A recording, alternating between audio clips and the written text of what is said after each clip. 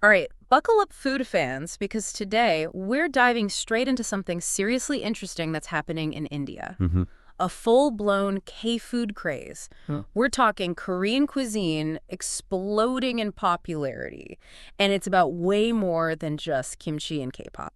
It's kind of wild how this is everywhere now. Right. We're seeing it from, the big cities to smaller towns across India.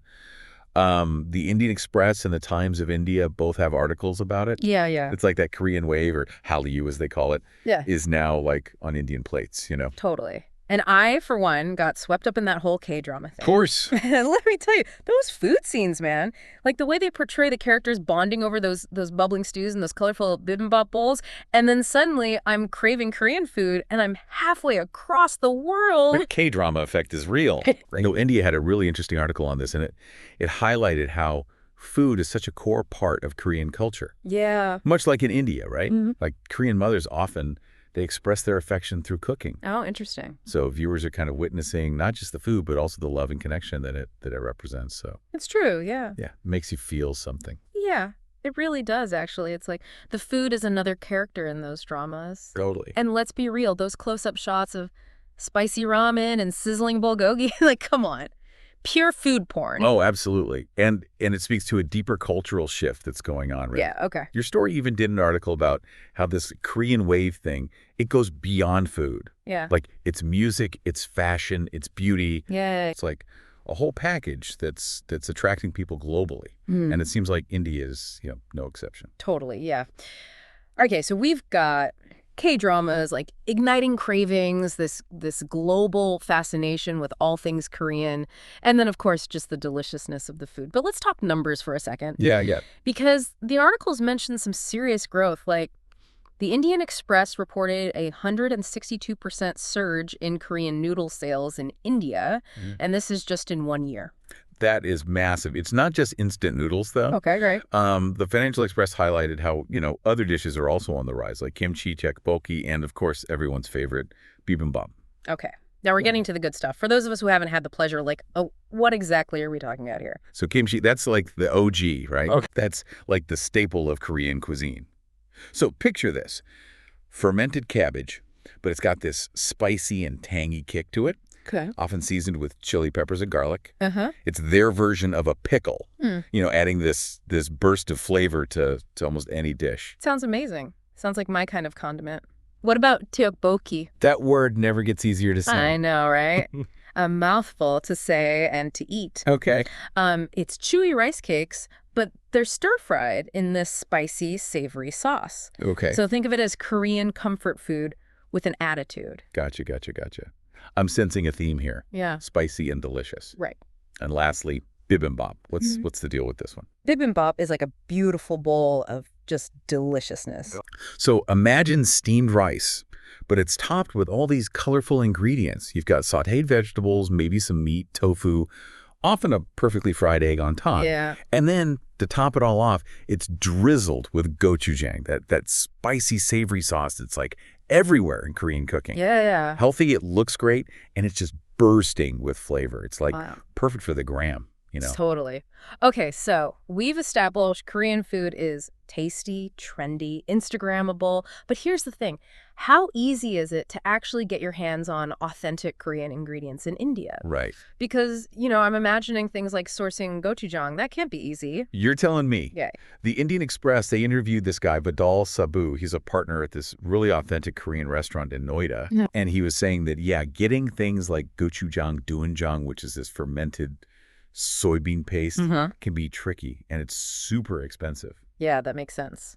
So are these chefs like flying in every ingredient straight from Korea? What's the secret? Some do. Okay. Especially for those really specific flavors. Yeah. But a lot of them are getting creative, Okay. adapting, Yeah. using what they can find locally. So that same article, it mentioned that chefs are using Indian-grown Napa cabbage and chilies to make their own kimchi. Oh, wow. Others are like experimenting with different types of radishes as substitutes. Okay, so a bit of like culinary improv going A on. little bit, yeah. What about meat-heavy dishes? India has a large vegetarian population. How are chefs kind of working around that? And this is where it gets really interesting. Several articles, I think one from the Indian Express, one from the Times of India, both highlighted how chefs are putting this unique Indian spin on these classic Korean dishes. So think like paneer bulgogi, kimchi dosas. Wow. There were even Jain versions of Korean sauces. Jane Korean sauce. Now that's fusion. Right. That's really cool. It speaks to just how adaptable this cuisine is. Totally. And the dedication of these chefs to make it work. Yeah. It's not just about, making do. It's also about creativity, right? They're reimagining Korean food for this whole new cultural context, and people seem to be loving it. That's amazing. Okay, this is already so much more than a food trend. We've got the K-dramas, we've got the chefs navigating ingredients, then totally crushing this whole fusion thing. But is it here to stay, or is this like the next cronut? Right. That's the million rupee question, isn't it? Yeah. We've all seen food trends come and go. Like, what makes this one different? Right. Yeah. Is it going to last? Well, the Times of India seemed optimistic. They even suggested we might see Korean fast food joints popping up in smaller Indian cities. Wow. That's a bold prediction. It is. What do you think? What are your thoughts on the future of Korean food in India? Well, I think the answer is it's complicated. Complicated in a good way, I hope. Okay, good. Good. So what are we seeing that suggests that Korean food could really take root long term? Well, one thing is that it's definitely becoming more accessible. Supermarkets are stocking those ready-to-eat ramen and kimchi.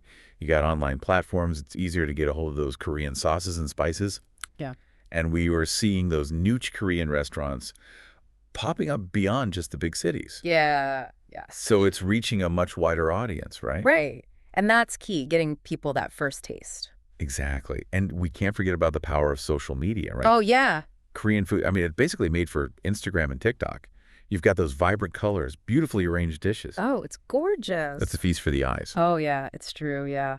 My feed is constantly flooded with people, trying out Korean recipes and showing off their homemade kimchi. It's creating a buzz. Totally.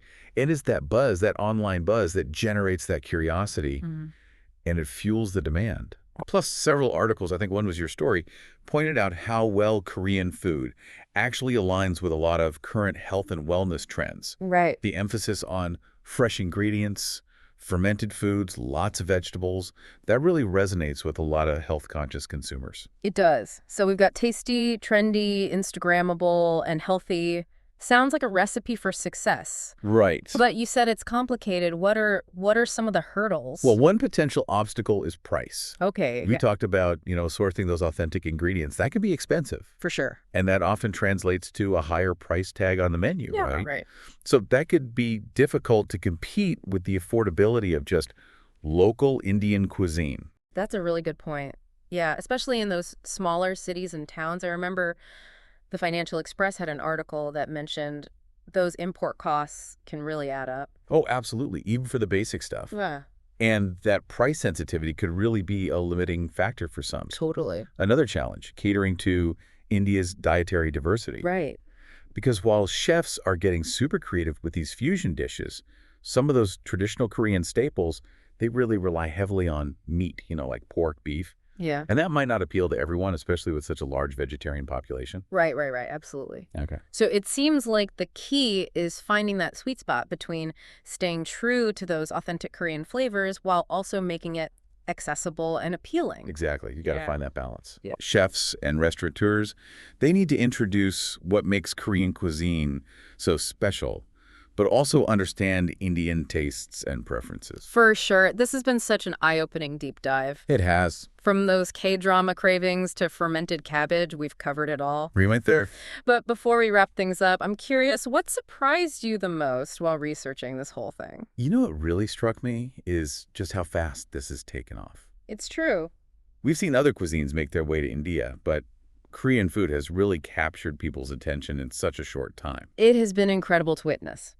Now, for the grand finale, a thought-provoking question for our listeners. Oh, I like it. We've explored the rise of Korean food in India, but what about other culinary exchanges happening right now, ones that we're not even really thinking about? Oh, good question. Think beyond the usual suspects. What unexpected food fusions could be taking the world by storm without us even realizing it? Ooh, that's a great question. Ah.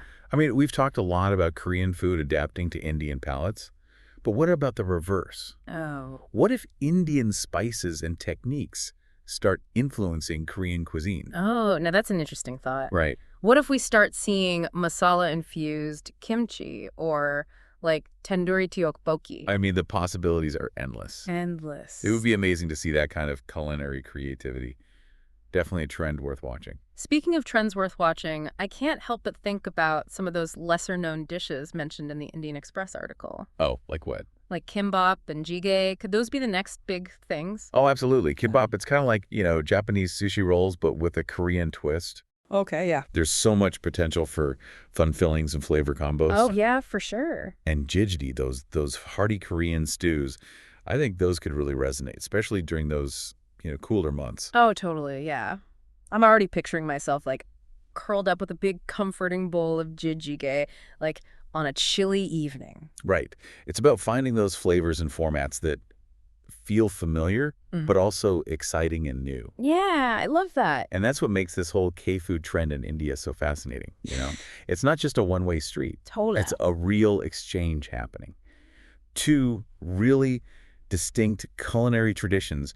They're meeting, influencing each other, It's true. and creating something totally new and exciting. It's like a culinary dance. Each one takes a turn to lead and follow. Who knows what delicious surprises will come out of it. I'm excited to see. Me too.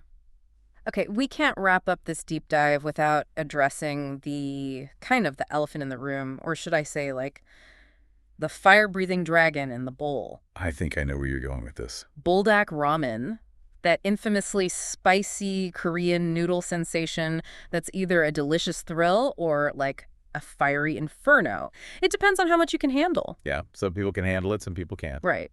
We saw articles from India today in the Indian Express about people ending up in the hospital after trying those noodles. Oh, no. It just goes to show that, even when it's exciting, cultural exchange can have unexpected consequences. It's true, it's true. Buldak ramen, which literally means fire chicken. Oh, wow. It gets that notorious heat from a very generous dose of capsaicin, Right, the stuff that makes chilies hot. right. And some of those buldak variations, I was reading, like, over 10,000 Scoville units on the heat scale. That's, like, not a joke. No, that's serious heat. Yeah. And, well, a lot of people, they love it, that fiery kick. Yeah. It's definitely not for everyone. No. The Indian Express even said that Denmark actually had to pull some buldak products from their shelves because the capsaicin levels were considered dangerously high. Oh, my gosh. Yikes. I think it's a good reminder that even amidst, like, a delicious cultural fusion adventure, be mindful, listen to your body. Absolutely. Moderation, self-awareness, Yeah. key ingredients. Yes, wise words. Well, this K-food deep dive has been quite the journey. From K-drama cravings to fusion feasts to fiery noodles that could land you in the hospital, I feel like we've covered it all. We did it. And it's just a delicious reminder that food is so much more than sustenance. It's a way to connect with other cultures, explore new flavors, and just, broaden those culinary horizons. Couldn't agree more. And, I think this is just the beginning. The future of Korean food in India, it's like brimming with possibilities. I'm really excited to see and taste what comes next. Me too. Yeah. So to our listeners, next time you're craving a culinary adventure, why not give Korean food a try? You might just discover your new favorite dish. And remember, pace yourself with those spicy noodles. Yes. Until next time, happy eating.